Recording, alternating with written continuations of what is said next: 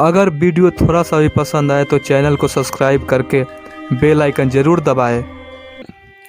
गीता में लिखा और बोला गया है कि परिश्रम करिए और फल की चिंता मत करिए, कर्म करिए और फल की चिंता मत करिए।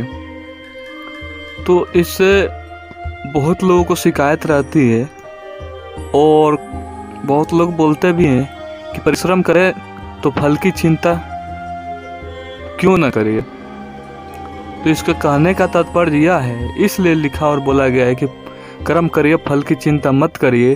क्योंकि अगर हम कोई भी काम कर रहे हैं और हमें उसके काम करते समय उसके अंदर डर आ जाए हमारे मन के अंदर कि हम ये जो काम कर रहे हैं इसका नतीजा हमें मिलेगा नहीं मिलेगा, ये अगर बातें उस समय हमारे मन में बैठ जाए तो उस काम को हम सही तरीके से और निष्ठापूर्वक एक जगह ध्यान लगाकर नहीं कर सकते। हमारा ध्यान भटक जाता है और ध्यान शरीर का चंचल होता है। इसीलिए गीता में बोला गया है कि कर्म करिए, फल की चिंता मत करिए।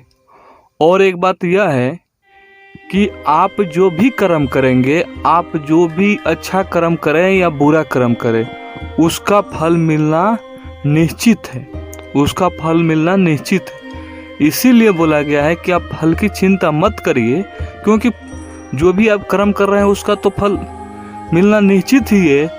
तो उसका चिंता न करके आप जो कर्म कर रहे हैं उसकी चिंता करिए कि आप ये जो कर्म कर रहे हैं अच्छे से ढंग से कर रहे हैं या खराब ढंग से कर रहे हैं, और अच्छा कर्म कर रहे हैं या बुरा कर्म कर रहे हैं, इस पे आप ध्यान दीजिए।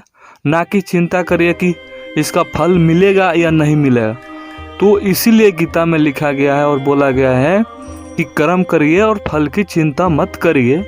तो कहने का तात्पर्य यही है कि आप अपने कर्म को निष्ठापूर्वक करिए और फल की चिंता कभी मत करिए। फल आपको मिलना निश्चित है, इसीलिए आप फल की चिंता मत करिए। समझ गए तो बहुत बहुत धन्यवाद।